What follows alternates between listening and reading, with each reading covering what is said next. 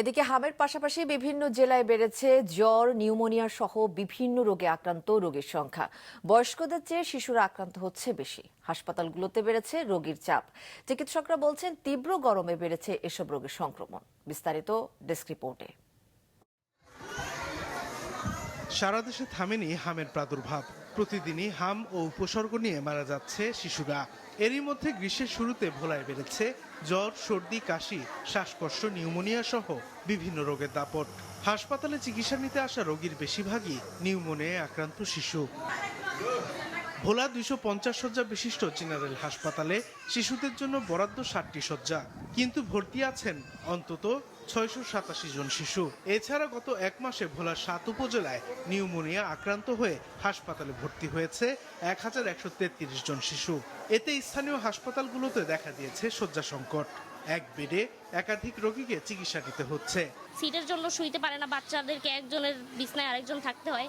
সমস্যা আছি না, এই যে বাইরে দেয় না, ফ্যানও নাই, গরমের ভিতরে বাচ্চা অসুস্থ হয়েও গেছে। এক বেডে 2-3 জন করে ভালো রোগীর সাথে হামের রোগী মিশিয়ে দেয়। এই রোগ তো ছোঁয়াছুঁই।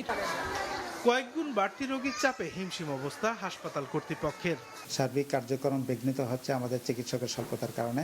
আমরা ঊর্ধ্বতন কর্তৃপক্ষকে অবহিত করেছি যে আমাদের এই বিষয়ে দেখার জন্য, দ্রুত চিকিৎসক পদায়নের জন্য। যারা গার্জিয়ান আছে তাদের কাছে যে তারা যেন বাচ্চাদেরকে ঘাম যেন না হয় সেটা খেয়াল রাখে, ঠান্ডা পানি যেন না খায় বা ঠান্ডা কোনো কিছু যেন বাচ্চাদেরকে না দেয়, যেহেতু ঠান্ডা রোগ বেশি হচ্ছে।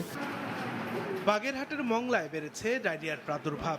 বেশি আক্রান্ত হচ্ছেন বয়স্ক ও শিশুরা। শুষ্ক মৌসুমে বিশুদ্ধ পানির অভাবে এসব পানিবাহিত রোগের প্রাদুর্ভাব বাড়ছে বলছেন চিকিৎসকরা। রোগীর চাপ বাড়ায় শয্যার অভাবে মেঝেতেও চিকিৎসা নিতে হচ্ছে অনেক রোগীকে। জ্বর হয়েছে, জ্বরের ওষুধ খাওয়ানোর পর বমি হয়েছে, বমি হওয়ার পর তারপরে আমার কাছে যেটা মনে হয়, এখানে তো আসলে খাবার পানি, বৃষ্টির পানি ধরে রেখে খাওয়া হয়। তো এখন তো বৃষ্টির সিজন শুরু হয়নি। গত বছর যে পানি ধরে রাখছিল হয়তো বা ওইটা কোনোভাবে কমে গেছে বা ইনফেক্টেড হয়েছে, বা অনেকে হয়তো বা পুকুরের পানি খাচ্ছে।